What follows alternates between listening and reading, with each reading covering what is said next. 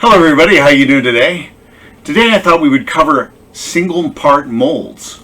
So I've built a lovely little replica of the child from The Mandalorian, and the only problem is that he's missing hands and feet. So I thought, why don't I make a mold and do it in silicone? But I thought, hey, silicone is a little too modern and I kind of want to go retro. In these tough times, I thought we might try and go a little back in time in order to move forward with a recyclable thing. Latex is, after all, a recyclable material. It comes from trees. Now, in order to create hands and feet, I just took some dollar store plasticine and I used it to make these little hands and feet. So these should fit perfectly right there. And here's the feet. Look pretty good. Fit right there. All right. One of the important things when making a single part mold is undercuts. And you're going to ask me, what's an undercut? I have no idea. Well, for your convenience, I will show you. Okay, if you look at the part from the end of a piece that you're making, so let's say we're making the foot. This is from the top. Okay, and then this is from the end. The part comes up, bumps down, bumps up, bumps down, bumps down. Okay, if you did a straight line up, you could pull this mold straight up and it wouldn't catch on anything. Now, if you had a mold that was like this, like a puzzle piece locking into whatever material's above it, then if you tried to pull the mold up, it would get stuck right here and here. Now that's not a problem when you're working with flexible materials, but when you're working with a rigid material like plaster, concrete, something else like that, you can't cast that in a mold with undercuts. So they're called undercuts because they cut in underneath the shape. All right? So what I've done is work up plastiline around the edges of all of my pieces so they come straight down to the level of the plastic material. Now this plastic tray, I just basically took some meat and I cleaned it out very thoroughly using antibacterial cleanser, and now they're mounted directly onto this, and the next step is to mix up some plaster and put it onto them. Now, you want to make sure they seal carefully and completely down to the edge. So do that. I rolled out a bunch of little plastiline noodles and I put them right around the edges and I worked them in. So on some of these you can kind of see the little plastiline noodles, but those are just to make sure that they seal completely down around all edges. And next we're going to cast. And today we're going to mix some plaster. We're using Hydrocal, which is a really strong, hard plaster. It's not expensive. You can pick it up at any ceramic supply place. And when we're done with the mold, we're going to be casting it in latex. And I just got this cheap latex online, 20 bucks for this big bottle. So what we need to do to mix Hydrocal is we add a small amount of water to our mixing container. So let's get our mixing container. All right, and we're going to measure out. Let's measure out 2 of these. So that's going to be 4 cups of water.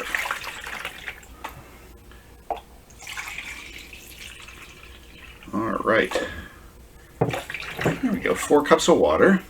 And now we're going to mix Hydrocal. And you mix powder with water because the best way to do this is to let the powder soak up the water.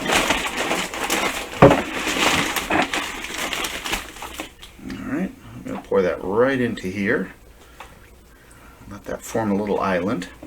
And we kind of pour it in gradually so that it soaks up the water. Now we're going to want the plaster to be fairly liquid because we're going to try and cover the whole positive. And we call this part that we made the positive. That's because it's a positive shape. And what we want in the end result is a negative shape. We want to be able to use that negative shape to make more positive shapes. Because you kind of go positive, negative, positive, negative. So the shape of the original is a positive. The shape of the mold is a negative. And then the shape of the molded object that's produced is another positive. Alright, so we've soaked up a fair amount of water here, and it looks like we've got about enough material. Let's go for one more. If you can see here, we've still got a little bit of water that needs to be soaked up. Oh, gently there, boss. Alright. Now, I'm going to use a rubber spatula, and the reason we're using a silicone rubber spatula is because when it dries, we just flex the spatula and all the dried pieces pop off. And for the same reason, we are using a plastic bowl, so that when the plaster dries, we can just get that right off of the bowl by flexing the bowl, and all the pieces will fall off. Now make sure when you do that outside. I'm not so much worried because this place gets used for that sort of thing all the time, and I'm used to mopping. Not a big deal. Alright, so we've got a fairly liquid looking plaster going on right now. Make sure you thoroughly mix that so all the water's mixed in. Okay. Now I've made sure ahead of time that all of these pieces are glommed down onto the surface nice and hard, and we've coated them all with petroleum jelly to make sure that they are gonna. Alright, so now we're ready to pour the material into the mold, or make a mold. Alright, so I'm going to pour that in, and don't worry about pouring it too quickly or not. Notice how liquid that is. That's really liquid. Oh, we got lots on the bottom there. Make sure I stir that up in. Add that in. Make sure that we get everything. And that's the other reason you want a spatula, is so you can remove all of the material from your container. Oh, look at that. It's going to cover perfectly. That's great.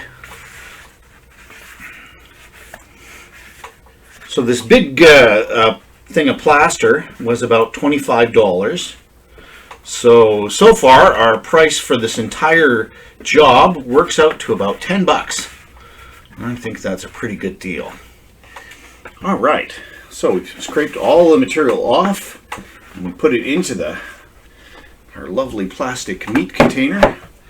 Now I'm going to do the next step. I'm going to vibrate it.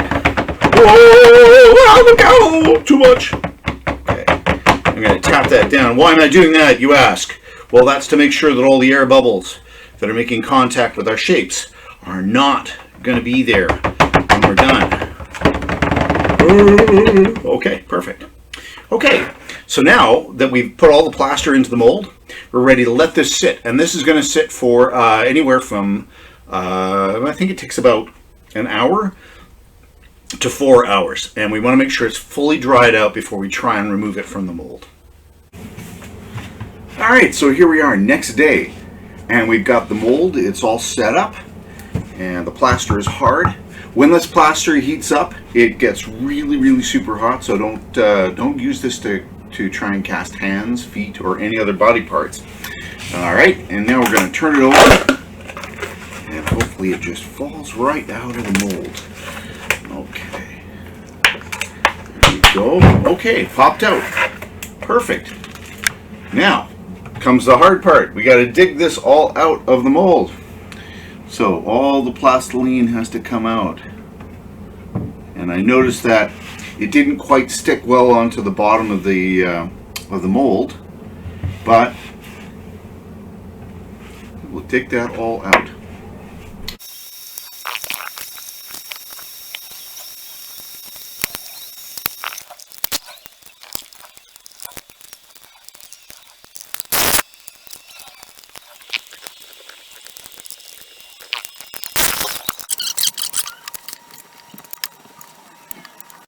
So today, after having dug out all the plastiline from the mold, we're ready to spray the mold down with some clear coat to make sure that it's sealed and ready to go. Now, normally, you should put something down when you're working, but in this case, I'm just going to spray it lightly. So always spray light coats and let them dry in between coats. Had to dig out all the plastiline. Now I'm going to do about 3 or 4 more coats, and then we'll get back to you and we'll start putting the latex into the mold. So we've got our mold. We've been spraying it down so it's nice and coated with plastic, and that seals it and makes it not quite so porous. Now I've got a regular standard glass here. We'll pour a little bit of paint in there just for color. And then we've got the latex itself right here. And we're going to start with a small amount of latex. Oh, got to open the container. All right. Now remember, this stuff is pretty quick to go off, so you need to use up whatever you measure out. So measure out a small amount and mix that up with the green. And then use what you got, and then mix more. Okay? Because if you leave this out of the jar in an unclosed container like this, it's going to evaporate, and the ammonia that's in there that keeps it from curing up will disappear. So now we're just going to dab the latex on the inside of the mold, and we're going to go all the way around. And you might be wondering why we're using cotton instead of a brush. Well, it's because when we're done, we're just going to take this cotton and we're actually going to work it into the inside of our hands and use it as stuffing. So, whoa, sorry there. You've been drinking there, buddy? Oh my goodness. All right, put him back. There he is. Stay there. All right. Just going to do this. And we have to do it about 4 or 5 times. And we'll come back when we fill these molds.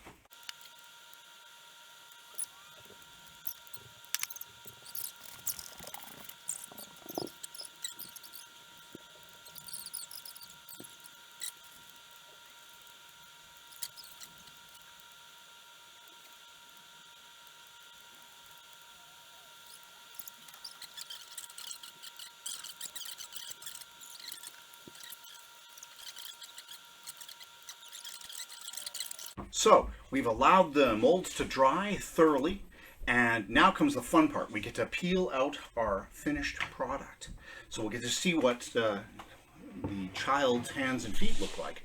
Our mold is nice and dry, good and hard. One of the things when you're pulling out molds that are filled with latex is you got to keep some baby powder handy, and you dust all over the product with baby powder to make sure that it doesn't stick to your fingers or itself.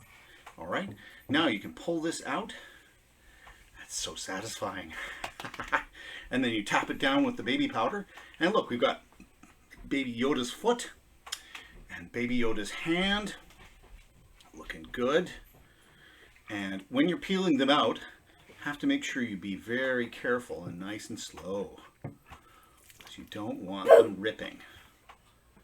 All right, I'm just going to peel that out of the mold and make sure you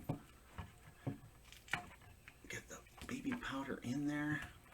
Now I built them up a bit with a little bit of cotton batting, and that's the other reason we got the cotton batting here, is because you're going to want to fill these with cotton. So the way you do that is you take the cotton and you dip it in the latex and you put them inside of these. And once you get that filled up with the cotton, then you can dab it down with the liquid latex and finish it up. A little bit of paint and you're all set, ready to go. The other thing you might want to do is you might want to take some wire. There's a handy little armature that I've got for a pterodactyl, and you just cut a nice little piece of wire for your individual limb, and depending on how much you need to mount it in place, cut off a bit of wire. And usually what I do is make sure that there's a little loop in the end of the wire, because that little loop is going to be used for, so it won't pierce anything, won't prick any fingers. So we're going to put that inside our piece, and then put the cotton batting in and dab that all down with latex. And this way we can put our little hands and feet in place, and it's going to look great.